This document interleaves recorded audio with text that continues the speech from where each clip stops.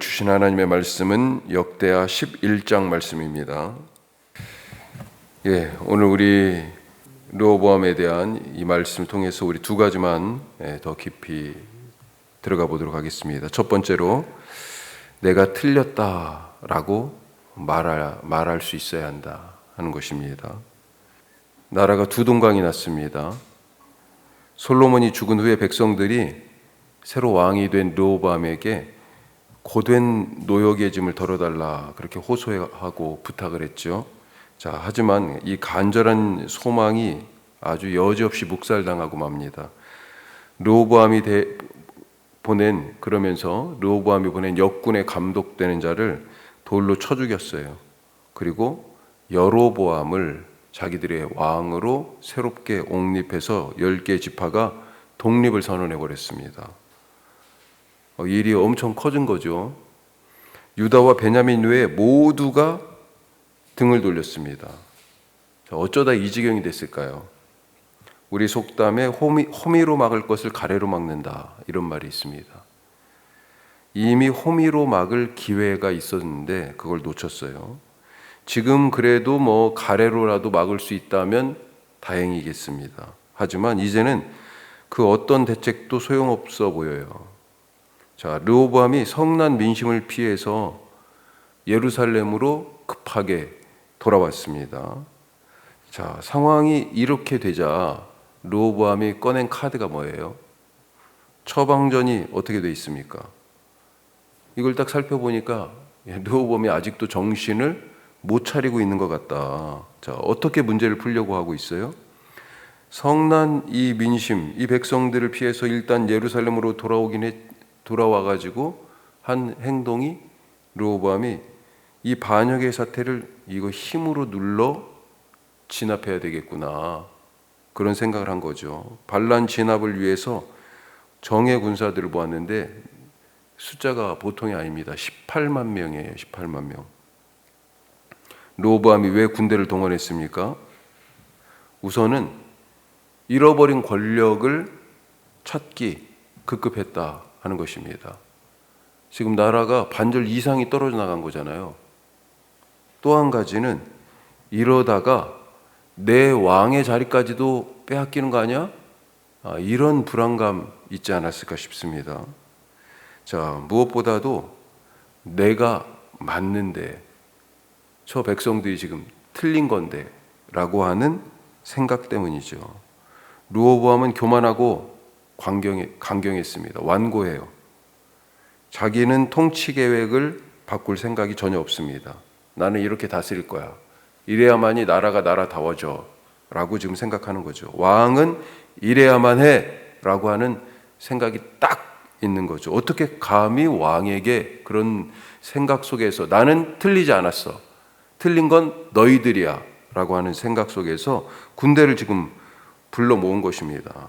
그래서 합법적인 폭력, 우리가 이 나라 안에 합법적인 폭력이 있습니다. 뭐예요? 군대예요, 군대.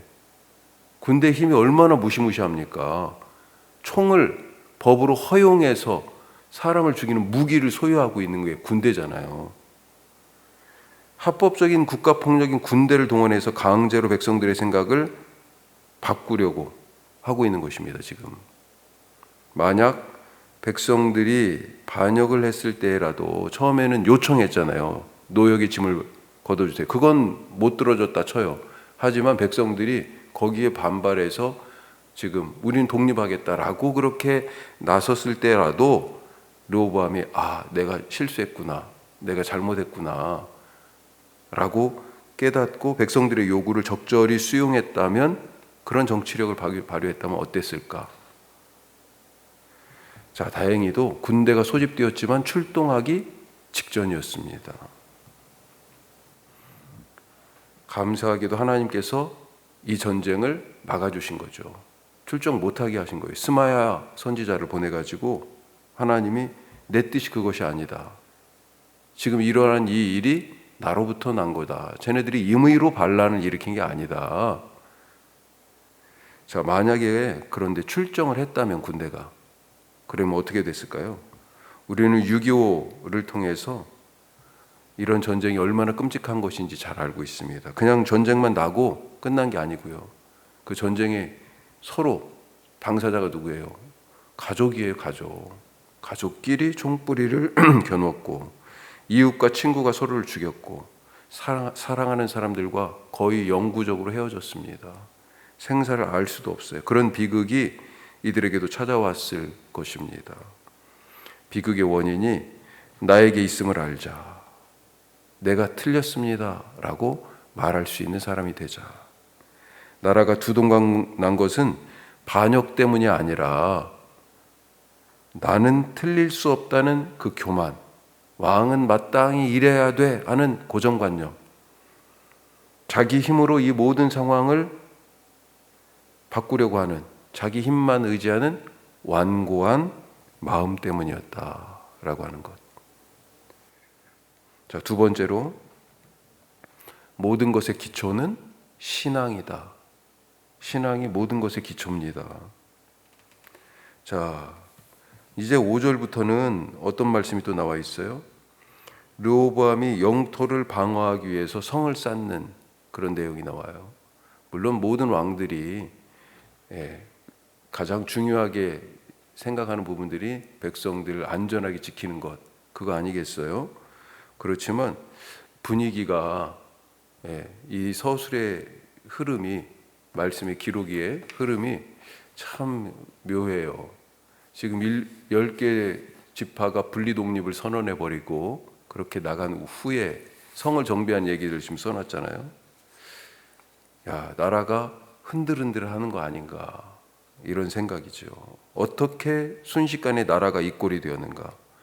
전에는 강성해가지고 우리가 지금 11절 읽었습니다만, 11장 읽었습니다만 9장에 어제 읽은 말씀에 솔로몬 시대에는 경계가, 국경이요, 북으로는 유브라데 강에서부터 남쪽으로는요 블레셋을 지나서 애굽 강까지 엄청난 땅을 다스리고 주변의 나라들이 왕들까지도 복속하고 복종하고 그런 힘을 가지고 있었는데, 이제는 외적의 침입을 걱정해야 하는 그런 신세가 되어버렸습니다. 왕 하나 바뀌었는데 나라가 이 모양 이 꼴이 됐어요. 자, 한편 10지파가 동맹하여 분리 독립한 북이스라엘. 자, 여기서부터는 이제 이스라엘 하면 북쪽 이스라엘을, 유다 하면 남쪽 유다와 베냐민을 생각하셔야 돼요. 자, 이 북쪽 이스라엘은 어떻게 되었을까? 하나님께서 북이스라엘의 첫 번째 왕으로 여로보암을 세우시면서 이런 약속하셨습니다. 자, 열왕기에 좀 더 자세하게 나와 있어요. 열왕기상 11장에 있는 말씀인데, 내가 만일 내가 명령한 모든 일에 순종하고 내 길로 행하며 내 눈에 합당한 일을 하며 내 종 다윗이 행함 같이 내 율례와 명령을 지키면 내가 너와 함께 있어 내가 다윗을 위하여 세운 것 같이 너를 위하여 견고한 집을 세우고 이스라엘을 내게 주리라. 엄청난 말씀하신 겁니다. 지금 놀라운 약속이에요. 하나님은 다윗의 후손 르호보암이 아니라 지금 누구에게 하셨어요? 여로보암에게 이런 말씀을 하셨습니다. 순종하는 이 여로보암에게 이스라엘을 주겠다, 이렇게 말씀하시잖아요. 다윗을 세운 것처럼 너를 견고하게 세울 것이다. 이런 약속이 어디 있어요? 자, 그런데 지금 여로보암이 하나님으로부터 이런 보증과 약속을 받았는데도 불구하고 북이스라엘을 어떻게 다스리고 있어요? 그 나라에서 지금 무슨 일이 벌어지고 있습니까? 레위인과 제사장들이 쫓겨가고 있어요. 그들의 자격을 박탈했습니다. 일을 빼앗았어요. 역대기는 지금 그 사정이 아주 자세하게 기록되어 있지 않지만 열왕기를 보면 무슨 일이 일어났는지 아주 자세하게 나와 있죠. 가짜 여호와 신앙을 창건했습니다. 여로보암이 이단 종교의 교주가 된 것 같아요. 지금 그런 형국이에요. 예루살렘에 가서 예배하지 못하게 단과 베델에다가 번제단을 따로 쌓았어요. 이제 앞으로 여기가 성소다, 예루살렘 아니다, 여기서 예배할 곳이야. 이게 나중에 예수님 시대에 사마리아 여인 논쟁 거기에 같이 나오잖아요. 우리 조상들은 이 산에서 예배하라고 하더라. 자, 그 연장선입니다. 너희들은 유다인들 너희들은 어디요? 예루살렘 이렇게 얘기하는데 뭐가 어디서 예배해야 하냐 하나님을. 이 사마리아 여인이 하나님을 섬기는 사람인 거예요. 그때 이 잘못된 신앙의 길로 인도한 게 바로 여로보암이에요. 거기다가 금송아지를 또 만들었잖아요. 그리고 이 금송아지가 너희가 이제 예배할 여호와 하나님이다. 광야에서 아론에 의해서 만들어졌던 그 불순종의 금송아지가 다시 재현되고 있습니다.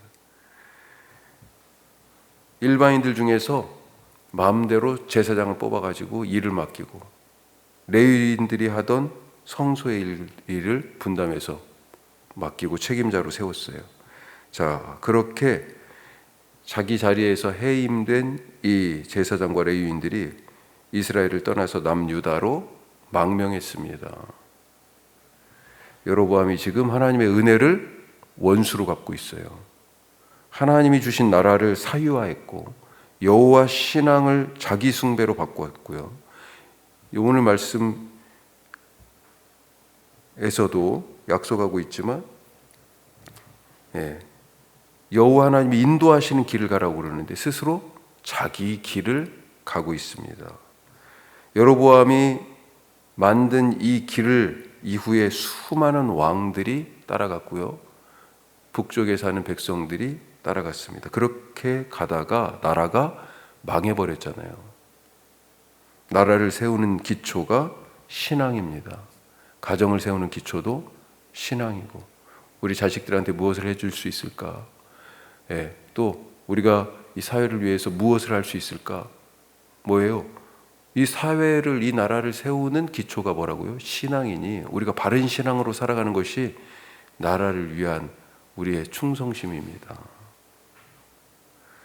가정을 세우는 것도 그 기초가 신앙이고 인생을 세우는 기초도 신앙이다. 교회는 하물며 어떻겠습니까? 교회가 신앙의 기초 위에 세워져야죠. 하지만 한국교회를 요즘 생각할 때마다 과연 신앙의 기초 위에 세워지고 있는 것인지, 기초가 잘못되면 어떻게 됩니까? 신앙이 잘못되면 그 위에 쌓은 것들이 다 순식간에 와르르 무너지죠. 무엇을 쌓아도 순식간에 끝장납니다. 오늘 바른 신앙으로 든든히 서가는 그런 하루가 되시기를 바라고 축복합니다. 기도하겠습니다. 두 가지 말씀 나눴습니다. 참 쉽지 않아요. 하지만 간단한데 내가 틀렸다라고 말하자. 또 신앙이 모든 것의 기초다. 주님, 그런 든든한 바른 신앙, 내가 틀렸다고 말할 수 있는 하나님 앞에서의 겸손함, 그 신앙으로, 그런 태도로 오늘도 살아가게 하여 주옵소서. 기도하시고요. 오늘은 내일 주일 예배를 위해서 기도하고 우리 나라를 위해서 기도하고요. 우리 교회를 통하여 우리의 삶을 통하여 펼치실 매일 삶의 현장으로 우리를 선교사로 보내시는 하나님이 준비하신 복음의 내일이 특별히 이 땅 혁신도시 가운데 펼쳐지게 하옵소서.